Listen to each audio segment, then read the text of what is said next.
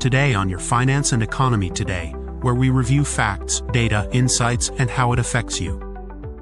A foreign state-backed investment fund used a stablecoin the Trump family owns 60% of to settle a $2 billion deal. And we are going to walk through exactly what happened, who benefits, and the constitutional question it raises. A foreign government-backed investment fund just used a stablecoin the Trump family owns 60% of to move $2 billion into one of the world's largest crypto exchanges. Abu Dhabi's state-backed fund MGX settled a $2 billion investment in Binance using $1 United States dollar, a stablecoin issued by World Liberty Financial, a crypto venture co-founded by Donald Trump, Eric Trump, and Donald Trump Jr. Reuters, Bloomberg, and CNBC reported the deal, announced at the Token 2049 conference in Dubai on May 1, 2025. Over the next several minutes, we cover three things. 1. The $2 billion stablecoin deal. 2. Who really owns World Liberty Financial. 3. Why senators and legal scholars say this raises a Foreign Emoluments Clause question. Let's start with the numbers. Let's start with what's actually been reported, and by whom. World Liberty Financial launched in September 2024. Its co-founders include Donald Trump, Eric Trump, Donald Trump Jr., and businessman Zach Witkoff. According to Forbes and Bloomberg reporting, a Trump family business entity holds 60% ownership of World Liberty Financial and collects 75% of all revenue generated from its token sales. The Trump family was allocated 22.5 billion units of the project's WLFI tokens. On March 25, 2025, World Liberty Financial launched its own stablecoin called $1 United States dollar. A stablecoin is a cryptocurrency designed to hold a fixed value, usually pegged 1-to-1 to the US dollar. Then on May 1, 2025 at the Token 2049 conference in Dubai, the deal became public.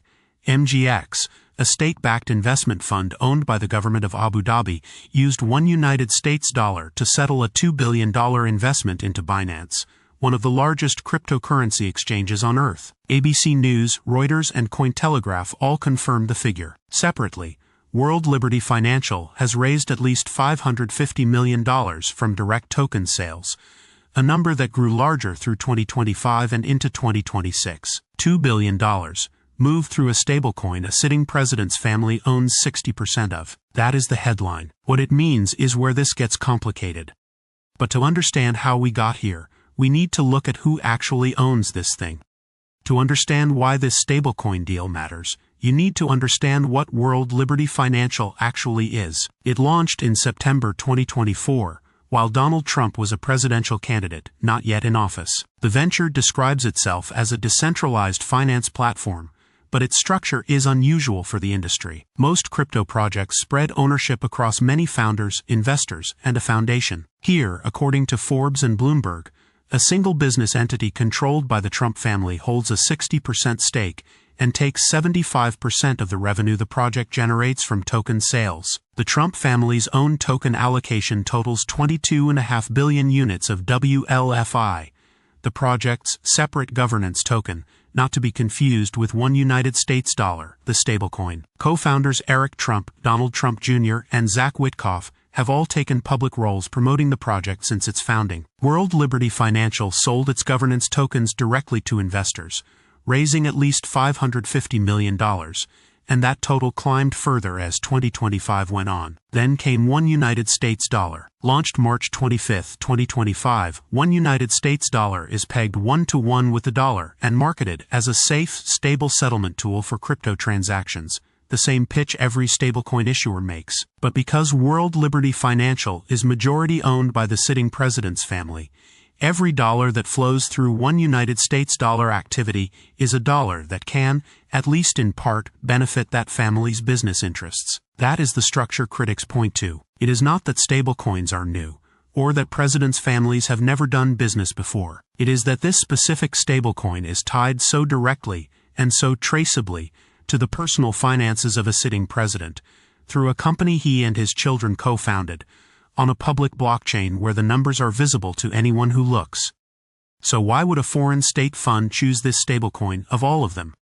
So why would a foreign, state-backed investment fund route a $2 billion transaction through a stablecoin most Americans had never heard of? MGX is not a private hedge fund. It is backed by the government of Abu Dhabi, one of the 7 emirates that make up the United Arab Emirates. When MGX wanted to invest $2 billion into Binance, it needed a way to settle that transaction in crypto markets, and it chose one United States dollar to do it. The announcement came at Token 2049, a major cryptocurrency conference held in Dubai on May 1, 2025, and Bloomberg, Reuters, and CNBC all covered the deal within days. For World Liberty Financial, the deal was a massive validation. A single transaction worth $2 billion instantly made one United States dollar one of the more significant stablecoins by real-world volume, boosting the credibility and, by extension, the value of everything tied to the World Liberty financial ecosystem, including the tokens the Trump family holds. For MGX and the Abu Dhabi government,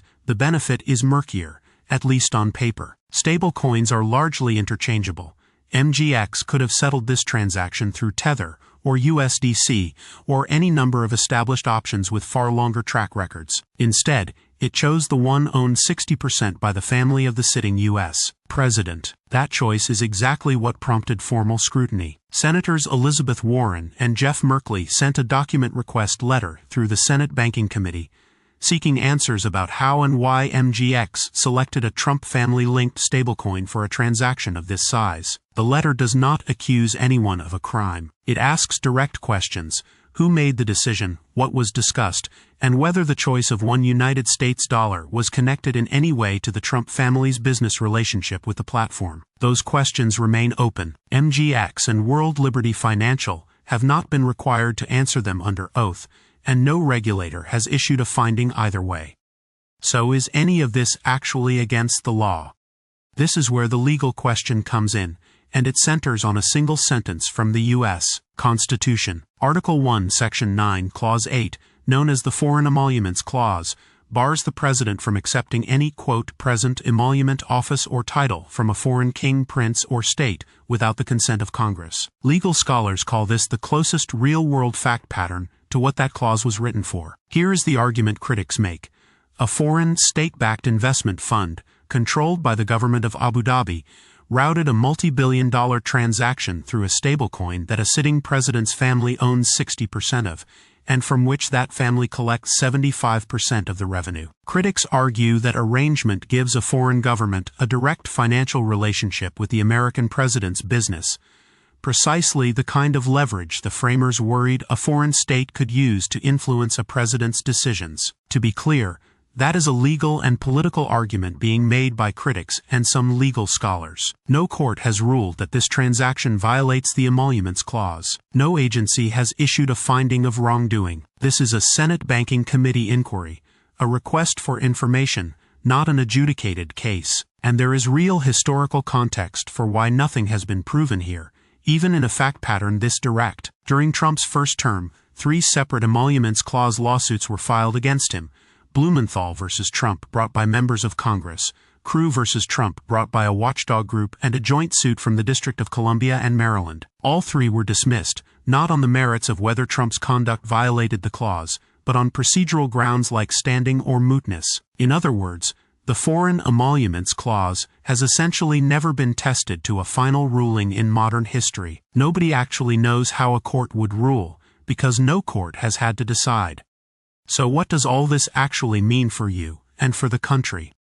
So what does this actually mean beyond Washington? In the short term, ordinary people who buy WLFI tokens or hold one United States dollar are exposed to something most crypto investors don't fully appreciate: an asset whose value is tied less to normal business performance and more to news cycles about a sitting president. When headlines about the Trump family's crypto business turn negative, a new lawsuit, a critical Senate letter, a regulatory inquiry, that sentiment can hit the token's price directly, in a way that has nothing to do with interest rates, adoption numbers, or the usual fundamentals that move other cryptocurrencies. That is a volatility risk, layered on top of the ordinary volatility risk already built into crypto markets. In the long term, the bigger concern isn't about individual investors, it's about the country. A foreign government, through MGX, now has a direct, documented, multi-billion-dollar financial relationship with the sitting U.S. president's family business. That relationship is discoverable. It's on a public blockchain, and it is exactly the kind of leverage the Foreign Emoluments Clause was written to keep foreign states from acquiring over American officials. A financial thread that connects a foreign treasury to the personal fortune of the person setting American foreign policy. Whether or not that thread is ever pulled, whether or not it ever influences an actual decision, critics say the mere existence of that leverage is the harm. You don't need proof of a specific quid pro quo for a foreign government to have gained something real, a $2 billion reason for the Trump family's business to stay friendly with Abu Dhabi, on top of whatever policy relationship already exists between Washington and the UAE. Here's the bottom line. World Liberty Financial launched in September 2024, co-founded by the Trump family, which owns 60% of it and collects 75% of its revenue. In May 2025, a state-backed Abu Dhabi fund used the company's $1 United States dollar stablecoin to settle a $2 billion investment in Binance. Senators Warren and Merkley are formally asking why.